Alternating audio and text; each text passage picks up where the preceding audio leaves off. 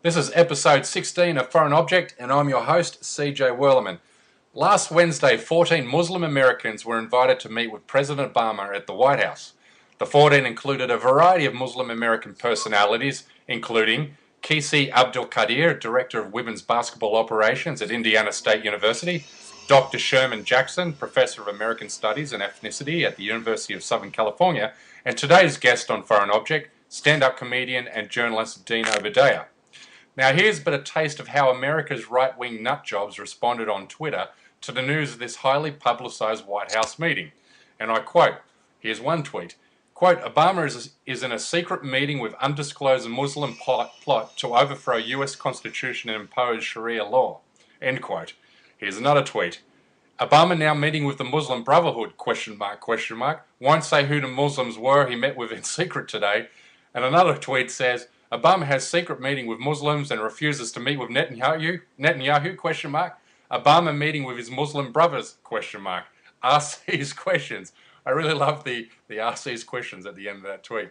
As I alluded to, I have Dean Obeidallah with me here today. Dean is a comic columnist for the Daily Beast, and he co-produced the award-winning documentary, The Muslims Are Coming, which I have seen and I can also assure you is absolutely bloody brilliant.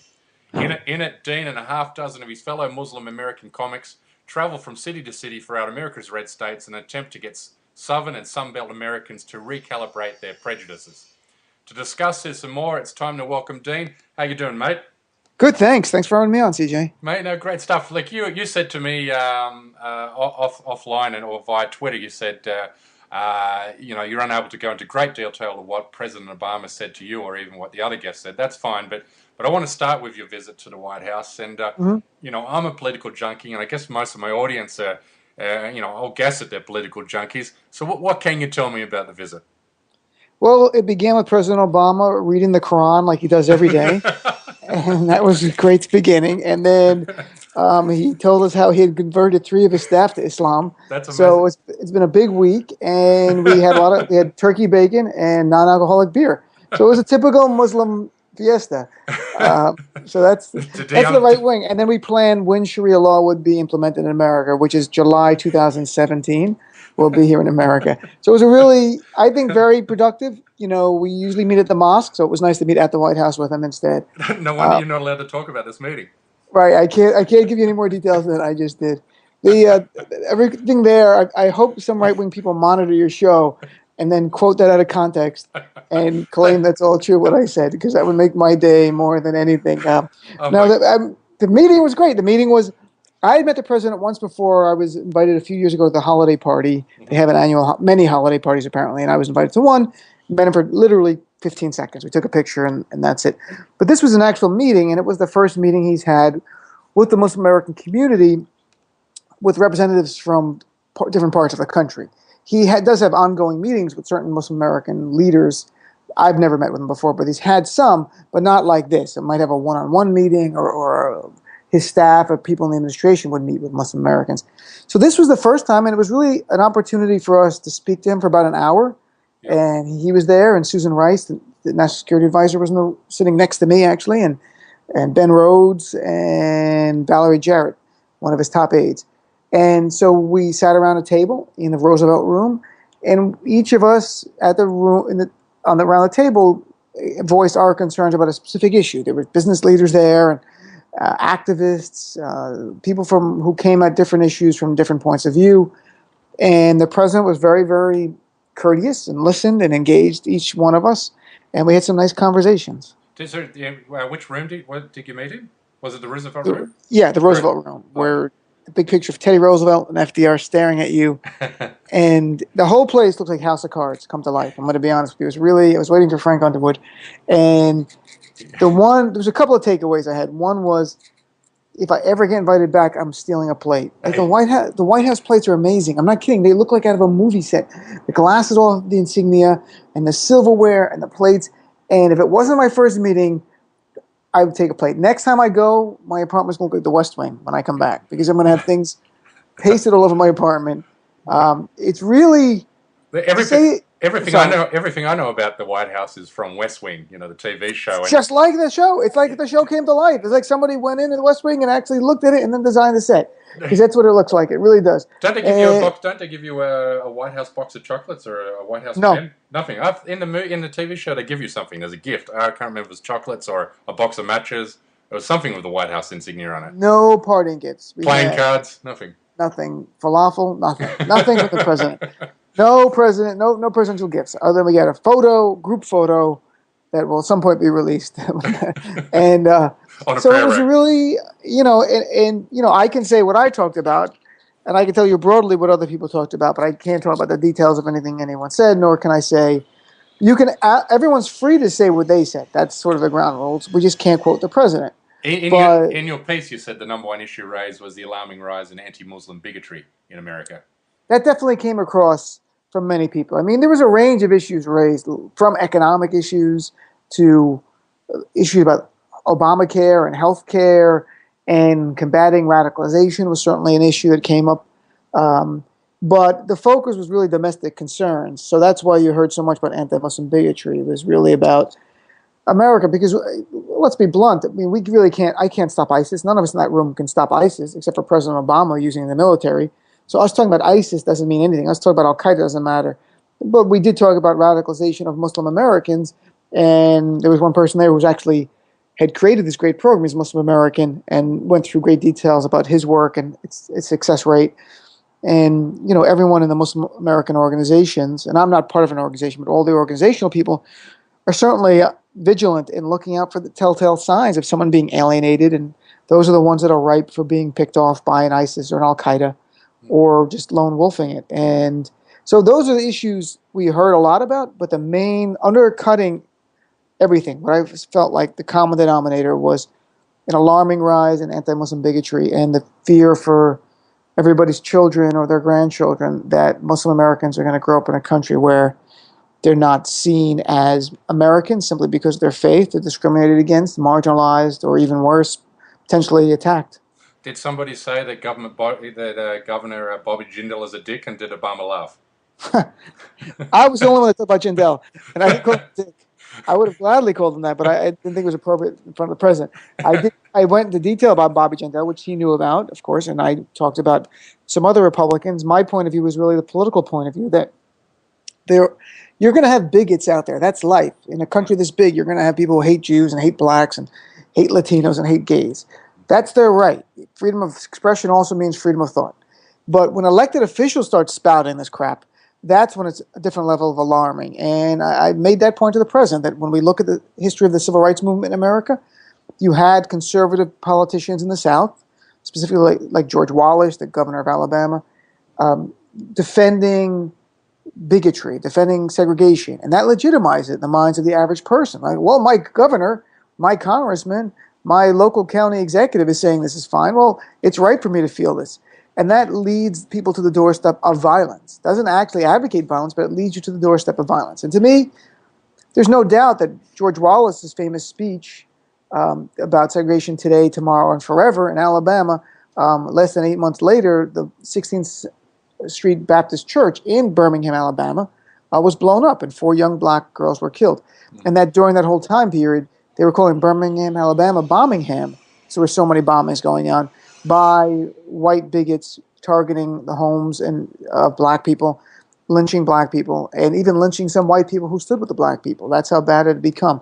And we can't go back to those days. And I think we're at that point. And I bluntly told the president that I would not be surprised if I turn on TV one day and I see in the near future some gunman's walked into a mosque in America and shot a bunch of Muslims. Yeah. That's where we are. I see the rhetoric rising to levels I've never seen. Well, it's in Kansas, you had just recently in Kansas that young boy who was intentionally run over and killed, because he was a Somali, Right. I believe. I mean, that stuff's going to happen. I think you've had a Sikh temple shooting, which was Yes. by a white supremacist.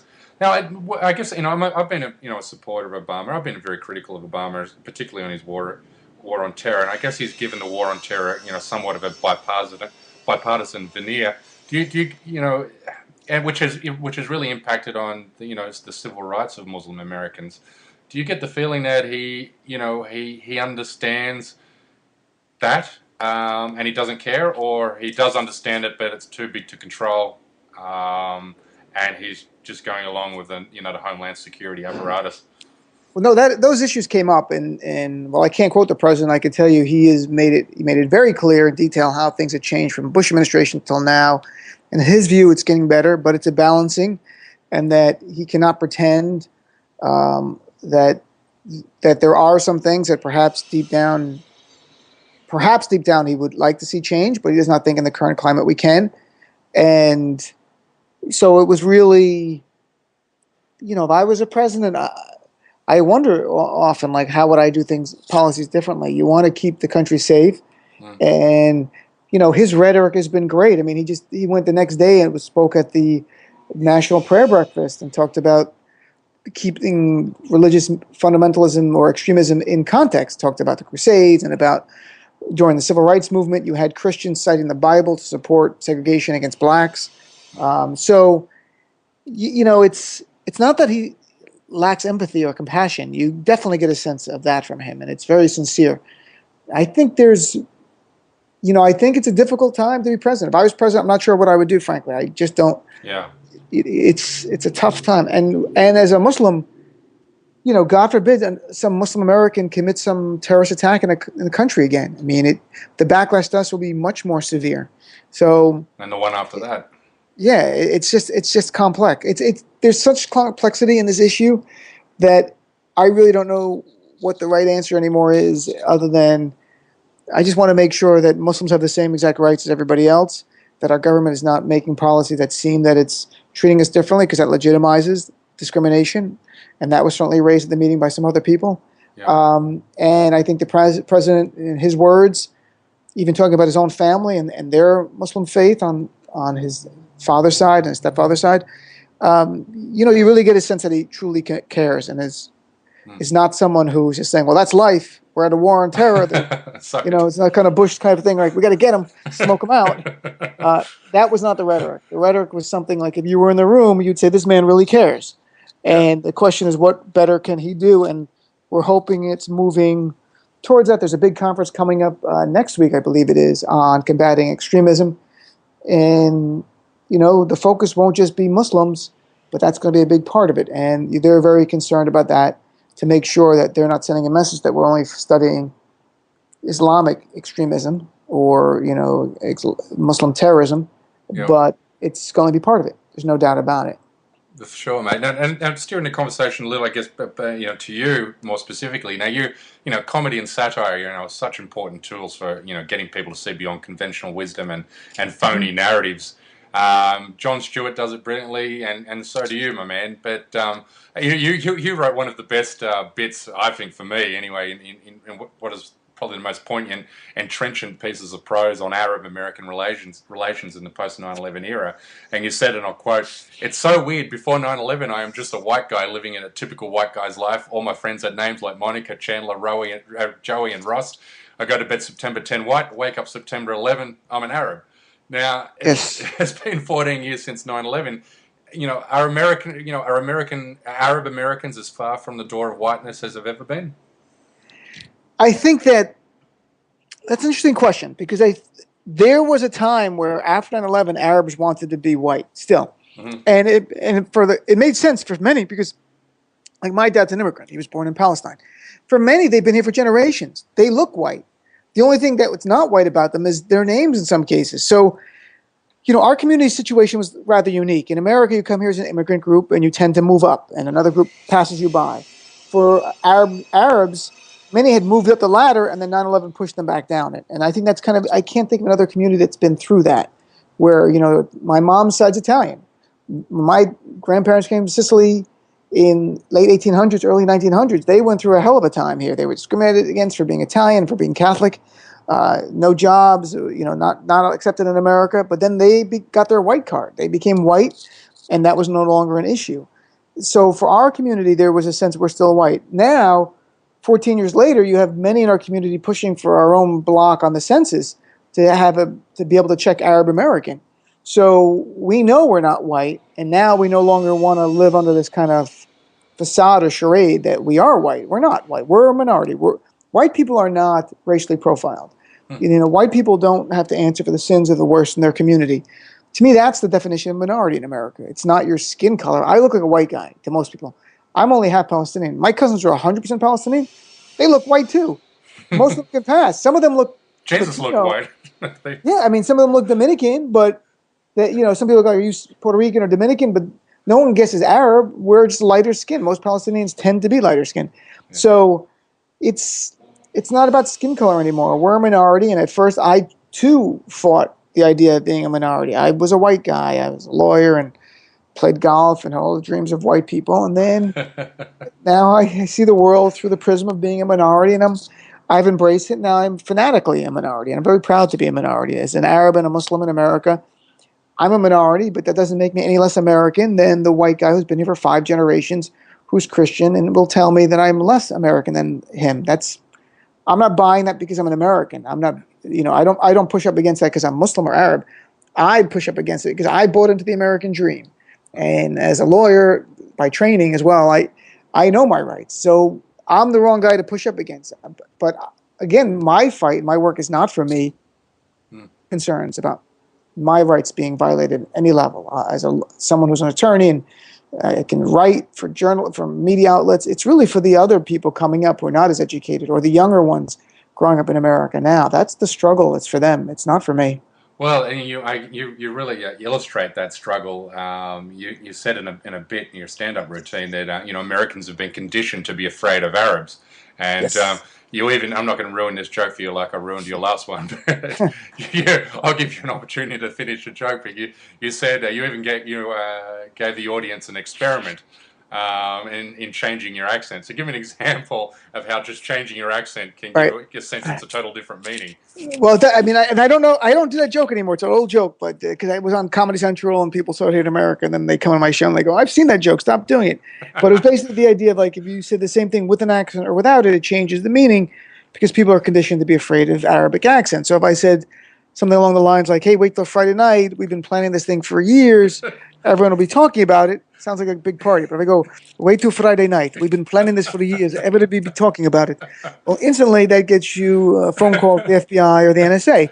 And that's the world. We live in a world where if you're Arab, or especially if you're a Muslim, you're suspicious. And for many Americans, Arab and Muslim mean the same thing. I'm sure your listeners understand they don't. But for many, they mean the same thing. And in fact, the media, I've seen it many times, use the terms interchangeably, and I've pushed back on air. Like, just so you know, Arabs and ethnicity, okay? There's Arab Christians and Jews and atheists, Muslims of faith. And you don't have to be Arab to be Muslim. And many people just don't know that. It's, not a big deal, but it helps to be accurate. Yeah, and it's interesting that racial profiling. You speak about it. You've written about it, and I've written about it. And I remember I flew to New York City 3 weeks after 9/11 from Los Angeles, and when I was just here visiting with family, and so I wanted to go to New York, and I went there. There was still smouldering at Ground Zero, but boarding the flight at LAX, sitting at the gate, and the lady goes to the PA system, and she says, we're just about to board the flight, but we're just going to do a random seat number call, and if your seat number is called out, please come behind this screen for a secondary inspection. And I'm thinking, all right, there's going to be 150 people on this flight, probably won't have to deal with this. And next minute, my seat number was called up. I get behind the screen, and there's nothing but Arabs. Oh, wow. And you? And me, because I guess my Australian passport sort of triggered a foreign, Right. intruder thing. And then when I flew back from JFK back to LAX, same thing. We're going to have a random seat call. The same thing. My seat number is called up again. I get behind the screen, and again, it's just nothing but Arabs and a couple of black dudes.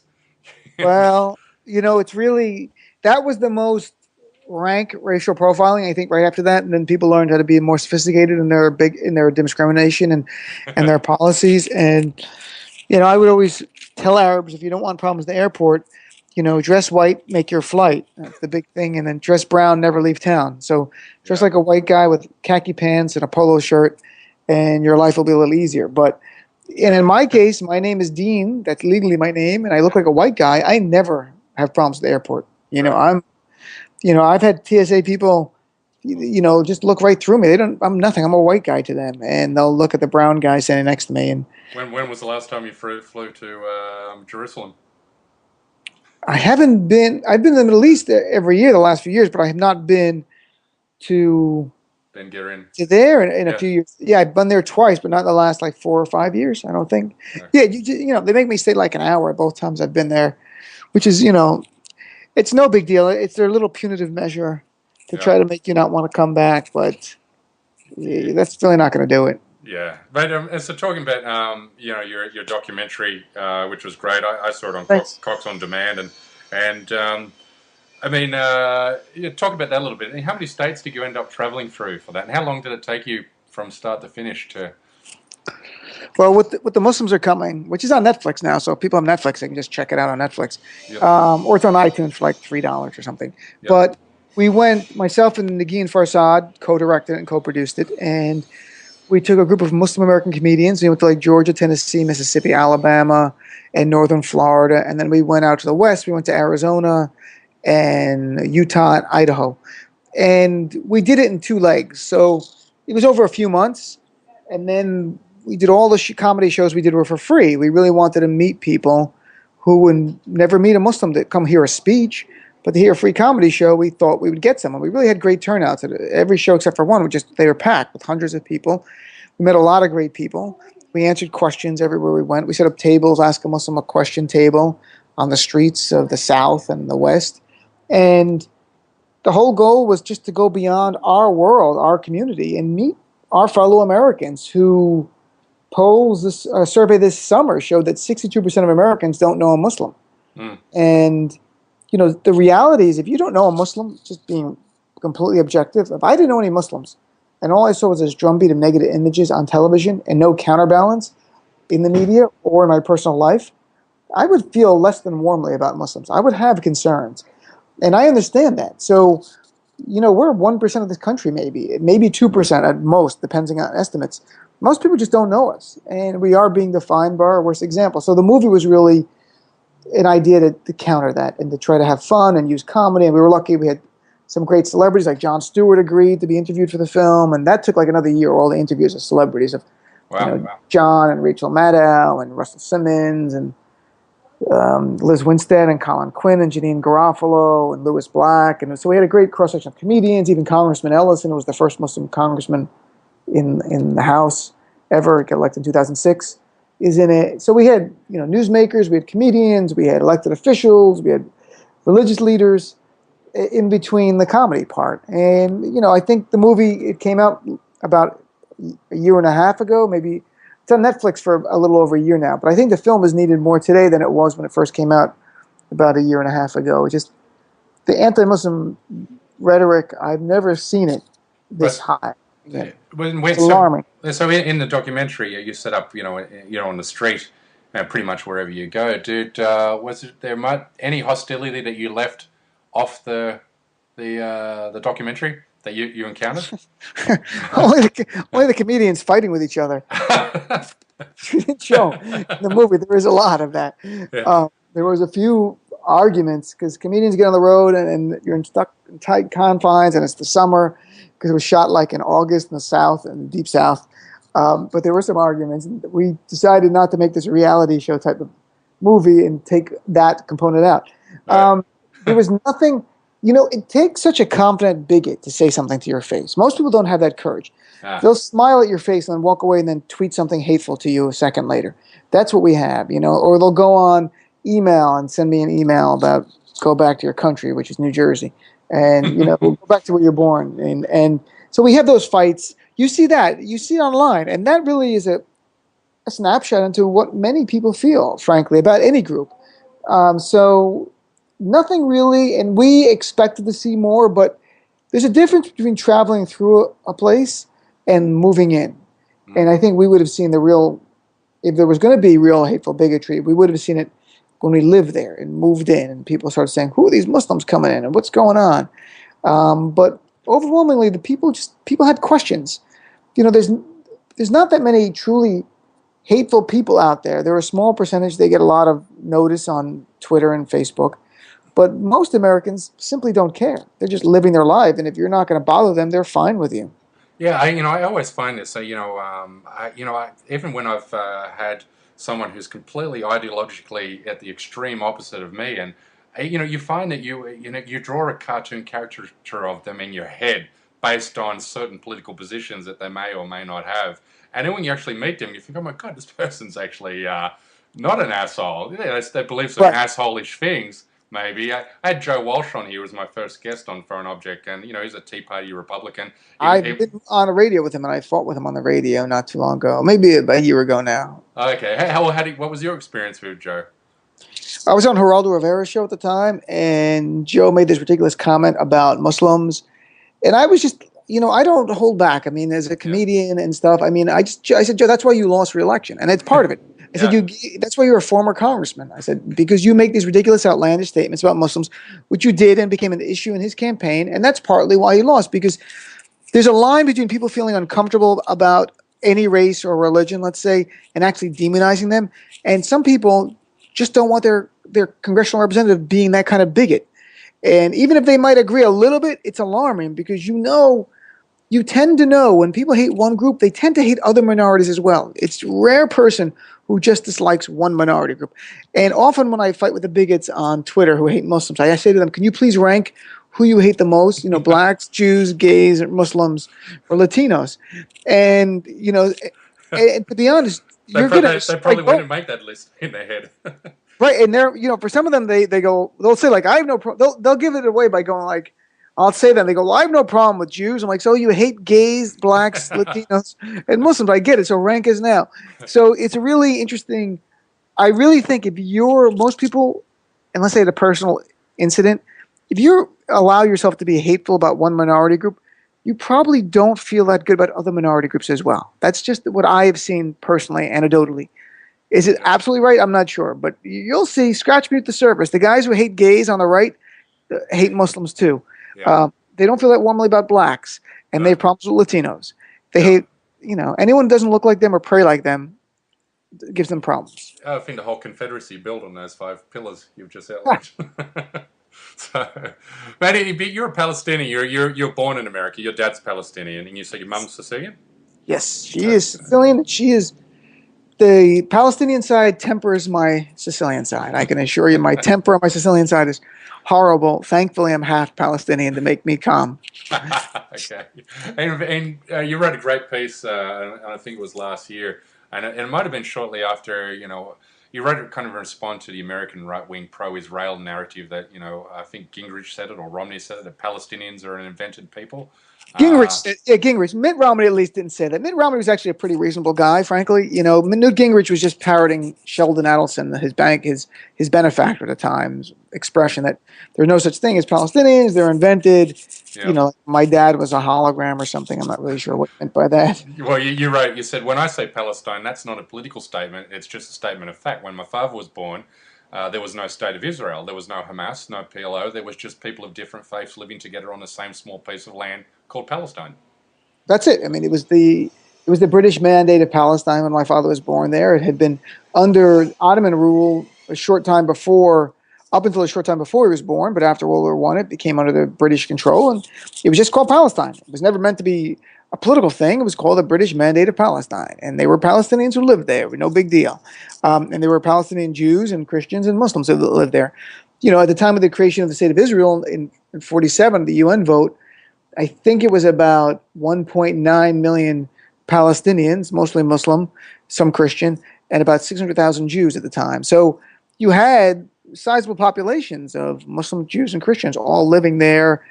I'm not going to say in perfect harmony, but up until about the 20s or 30s, if you read history, it seems it was somewhat harmony. Then the nationalism, state nationalism came up, and then instantly you had fighting and riots and fighting and bloodshed.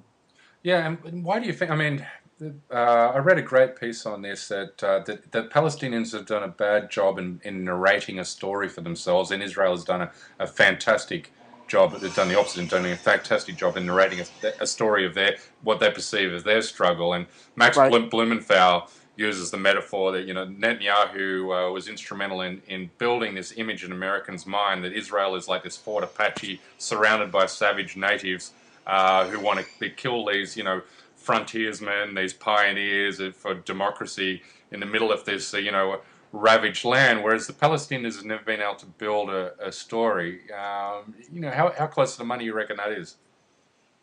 I think that the story has started to seep out, frankly, as a lot in the United States has to do with Palestinian Americans and, people like myself born here who are American and of Palestinian heritage. And we've used the arts and media to tell our story more so. I also think Netanyahu has done more harm than good for support among American Jews. And I can say that firsthand, knowing many liberal Jews who have at one time were continued to defend Netanyahu now have checked out of the conflict completely.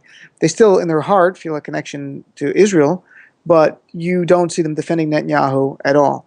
And they were some of the ones who were leading the criticism of Netanyahu's military, attack on the Gaza this summer. I mean, I can't tell you how many American Jews I knew who were putting stuff on Facebook who were upset by it. Of course, there were still many, many who supported it. But I think since he's really viewed, and I think it was James Fallows at The Atlantic who summed him up well. He called him the Dick Cheney of Israel. Yeah. I think that's the way he really is. And, I look back now and, President Obama would not get along with Dick Cheney in America. And so it does not shock me he does not get along ideologically with Netanyahu. But what if there had been a liberal, at least a moderate Israeli prime minister? Who knows what could have happened? Perhaps we really could be talking about some kind of final status deal really happening now, and we're close to that. Maybe not. Maybe it never would have happened. I don't know. But I think about the idea of this opportunity lost here and with Netanyahu. And, the latest polls, I just looked today, his party is second right now to the more liberal party known as the Zionist camp. Yeah, that's the thing. There's really no liberal. There's no liberals left in Israel anymore. I mean, that liberal class is gone. I mean, the center is now the far right. Right. So it's moved to the right. It's interesting though. The Arab Party would be third, tied with a few other groups with 11 seats in the Knesset. So they could be kingmakers, but as of now, they're saying we're not going to be in anybody's coalition. But there might be an opportunity for them. And in politics, everyone says that whenever you say we'll never do anything, it just means until the right opportunity comes up, you'll never do anything. And perhaps they would be part of the government, and I don't know if that changes anything. I have no idea. I can't tell you. Just looking at objectively politically, I would say being involved in the government, maybe you can have more of an impact on policy. I don't live there, and I don't know enough about the internal workings of the government if a small party really means something, other than maybe they would get a cabinet portfolio, and maybe there would be an Arab person. He wouldn't be foreign minister, which would be amazing if there would be, but would be some position of power that can help the Israeli Arabs. Like my fiance is born in Haifa. She's Israeli, but she's Palestinian and Muslim. Her family is in Haifa, and except for her whole family's there. It's a struggle, and their lives could be better, but it's, so perhaps if there was a government more responsive, they could have more opportunities there. Yeah, about five years ago, you wrote a piece for the Huffington Post, and you joked about a three-state solution. Oh yeah, I remember that. You said instead of one state or two-state to a solution for this conflict, why not a three-state solution? One state each for the Palestinian and Israelis who want to live in peace, and a third state for the people on both sides who want to keep fighting. And that third state could be like a UFC fight night, every night a different battle. That's right. You can have it on pay-per-view. I mean, I would watch it. It'd be so much fun to watch. I was a great advocate of two states for the longest time. I still, intellectually, I think the Palestinians having their own sovereign state would be great. I just don't know what the answers anymore. I don't know what the number of settlements you have there in the West Bank, the numbers in East Jerusalem. Can you make a real contiguous Palestinian state that can be economically viable and work, as opposed to people like my fiance who wants one state. Everyone just lives together in a democracy, one person, one vote scenario. And then, of course, that's problematic from the other side because you'll have Israelis will say, no, that means the end of a Jewish state. So what the answer is any longer, I have no idea. No idea. I just hope something can be resolved where there can be equality and there can be lasting peace and that people on both sides can fulfill their potential and as human beings, and there could be no loss of life. I just have no idea what the formula is. Well, we're never going to find that formula or find that solution until the West puts pressure on Israel, and particularly the US. And, Israel is operating like an apartheid state. It's an ethnocracy. It's not a democracy. But, US and Australia, a great shame for my home country, vetoes any right for Palestinian statehood. Well, they don't want a Palestinian state as of now, and to me, it's problematic, and sure. I don't know. I really don't know what at this point, I have no clue what the result is. For me, it was so simple for so long. Two states, Palestine and Israel next to each other. That's it. You deal with Jerusalem, you deal with the refugee issue, you could do it. And then Netanyahu, settlement construction, I wrote about it. I don't have the numbers in front of me, Yeah. but, they went, of course, really elevated quickly, especially when you compare it to construction within Israel proper. I mean, it was, again, another government intentional act to change the facts on the ground by adding more settlements. And that's not even controversial. That's objectively, those are the facts. B'Tselem, the Israeli human rights group, will tell you that exact thing. That's who I quoted. Mm-hmm. So that's the numbers. So, I think Netanyahu is nailed as many, put as many nails into the coffin of two states as any prime minister possibly could. Is there a chance they'd be rectified with land swaps? Maybe. I don't know how, but objectively speaking, you've got, guys like Naftali Bennett, who doesn't want a two states. Rivlin, who's the president of Israel, doesn't want two states. Avi Lieberman, the foreign minister, at best is lukewarm to two states. I mean, he says it a little bit, but man, lives in a settlement himself. Yeah. So, and Netanyahu, he was dragged into two states and doesn't really want it. And I think in his heart probably wants greater Israel, like Ariel Sharon wanted greater Israel, but knows intellectually that can't happen. And I don't think he wants to be the prime minister that gives up the West Bank. And perhaps Arafat didn't want to be the Palestinian leader who gave up the right of return. So, people can debate this stuff academically all day, and we can have great discussions. I really want to see the facts change so my family's life is better. I'm selfish about that. I don't know what the right answer is any longer, unfortunately. Yeah, mate. And indeed, I don't want to keep you too much longer, but I want to talk about your most recent piece in the Daily Beast. And you ask, you assert there's no such thing as radical Islam. There are only terrorists who are Muslim, which is, so well easily put and so well phrased. In it, you ask, how many more Muslims do ISIS have to kill before people stop calling them Islamic? So I just wanted you to speak to that piece a little bit. Sure. I mean, the idea here in the States, of course, is the Republicans saying things like, we have to call it radical Islam. And we had, Senator from New Hampshire saying, and many Republicans saying, if we don't define our enemy, we can't fight it. Well, the enemy's ISIS and Al-Qaeda. I just did it for you. I was pretty simple. They're called terrorists. So there you go. I define them, go fight them. You want to kill them, kill them. I'm fine with that. I don't really care. But the idea that using the term Islam as part of it is not just wrong because of the stigma involved.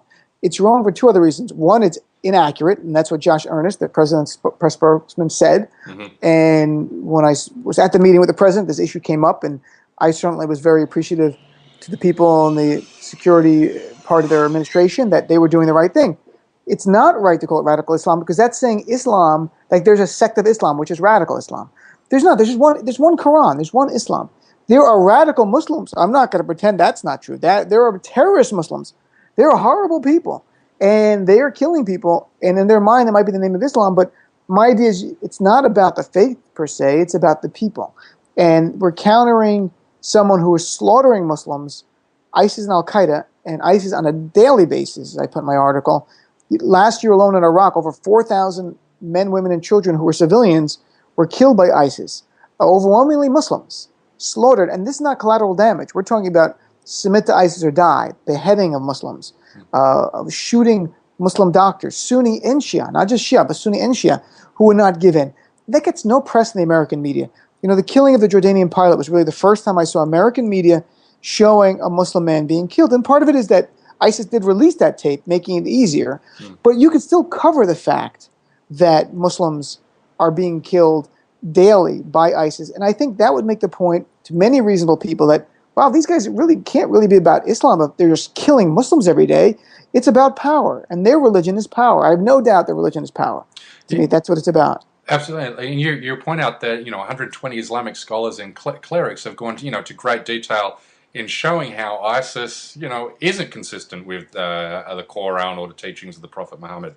Right. and they conclude using that evidence that ISIS is truly un-Islamic.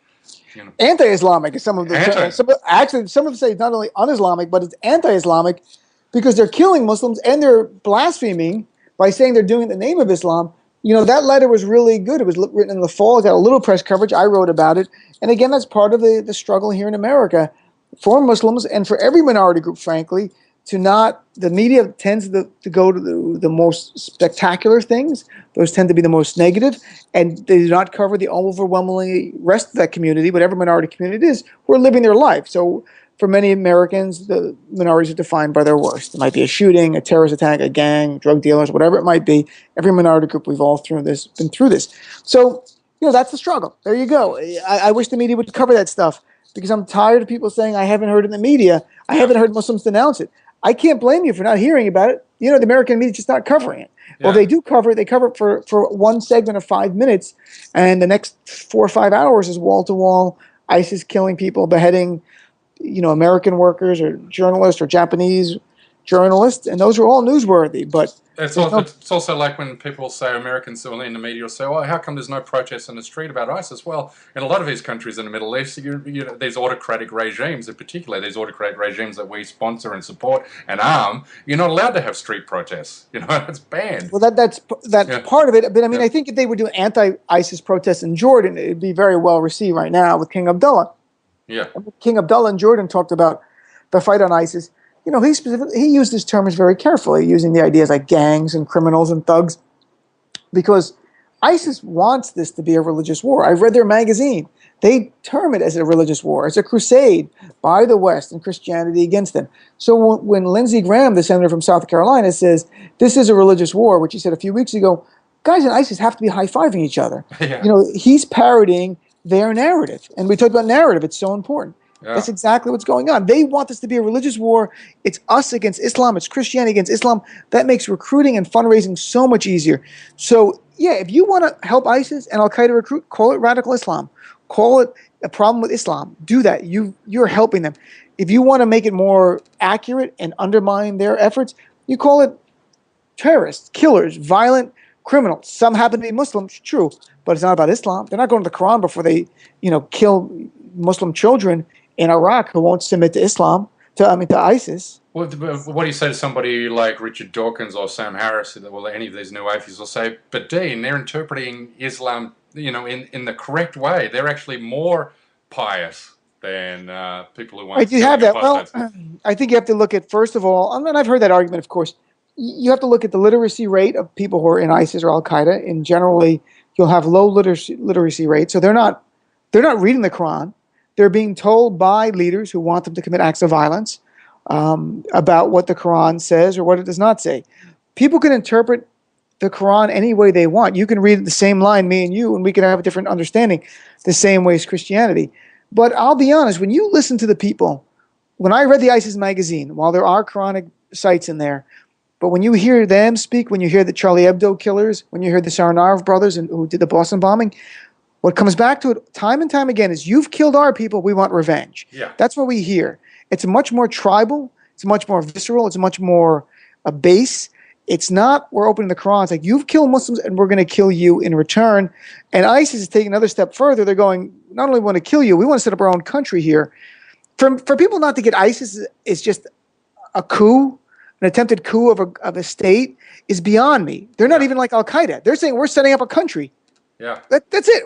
They can call it a caliphate, sure. They want to set up a country and have their own world, under their laws. It's not Islamic law. It's ISIS law. How do you slaughter these many Muslims? Every day, literally killing, on average, 12 Muslim men, women, and children, civilians, every day. Every day. Yeah. Yeah, well, it's interesting, that kosher supermarket gunman, when they had that Paris news station they interviewed him, and he was also, the mic also picked him up talking to one of his hostages, and he went on and on and on about, you're killing us there, and you're killing us there, and you're oppressing us with your military bases in the Middle East, and you're arming these regimes, and and he went on about France's history in Algeria, all that colonial history. The only time he had any reference to religion was when he said eye for an eye, which is also a biblical term. It's an Old Testament. That's Old Testament term, right? Exactly. Yeah. So it's, on some level, I'll be honest with you, it's more troubling if it was just a misinterpretation of the faith. It would be easier to counter, because you could have clerics who are standing up all over the place around the Middle East, trying to counter that message. But when the message is showing pictures of dead Muslim children killed by American jets, let's say, or coalition partners, and say, look what they did to us, we have to get revenge, that's a much harder argument. And that is much scarier to me because it's correct, like in that you could say, look, these people were killed and I want revenge. I'm not saying the revenge part is correct, but the idea that it's not a misinterpretation of the Quran, it's saying that the eye for the eye mentality. And so it's troubling for me if people could take that, and as long as we continue to fight back, we're going to unfortunately kill, with the militants, we're unfortunately going to kill innocent people with that, and then they're going to be able to show that, and it just continues on and on and on. And that's much. I don't know how you fight that. I mean, that's the troubling reality. There's a drone strike, and you kill a militant, but you kill other people at a wedding party, or other people around it, and those people then are used to encourage more people to join them. And it's. Well, I wrote pretty much the same thing recently in an op-ed where I said, the war on terror has now moved to a dangerous third stage where, it's now beyond politics and religion. We're now just down to the cycle of revenge. Exactly what you're getting at. And when I say it's correct, I don't mean I'm supporting it. I'm saying that it's no longer a misinterpretation of the faith or making up passages of the faith. It's saying it's just viscerally appealing to people and showing them images of people who have been killed by Western military apparatus and saying, we got to get them for this. And that's a much more troubling fight. And that's not talked about in the media much, because then it says, well, we contributed somehow to the reason they're attacking us. And we can have that debate, should we change our policy or not? That's the fair debate. And we can all say, you know what, sorry, we got to keep doing this. But the result is going to be, we're going to feel it somewhere. Yeah, well, that's the way I've always phrased it. If we have that honest debate and go, you know what, we're addicted to the cheap oil supply that Saudi Arabia is able to produce us at $20 a gallon. Well, let's be honest. Terrorism against us is the cost of doing business. That's the cost of having cheap oil. That's what it comes. That's all. Yeah. That's the debate that you have, and that's the intellectually honest debate. Is that we may have a discussion and go, you know what, there's going to be terrorism forever, but we can marginalize it and reduce it to the point where it's acceptable losses in America, and we can continue with our policies, or we're going to change our policies, and then we'll see if there's still terrorism. And if there's still terrorism against us, then maybe my whole thesis was wrong, and that those dead people are just being used by the terrorists for their own political agenda. And again, I'm not an expert, so I don't know the answer to this question. I just look at it, I try to apply common sense and be objective and say this troubles me more. Yeah, mate, that's a great place to leave it. So, Dean, mate, awesome conversation, awesome chat. As you know, I read and follow all your stuff. Thanks. I tweet out your articles whenever I see them. I think they're very, very good, very insightful, and thanks, stuff. No, I appreciate that. Good on you. And mate, where can my listeners find you on Twitter? What's your Twitter address? I'm at Dean of Comedy, DEAN of Comedy, and I'll probably be in Guantanamo Bay next few months. What was the date Sharia law was coming into place?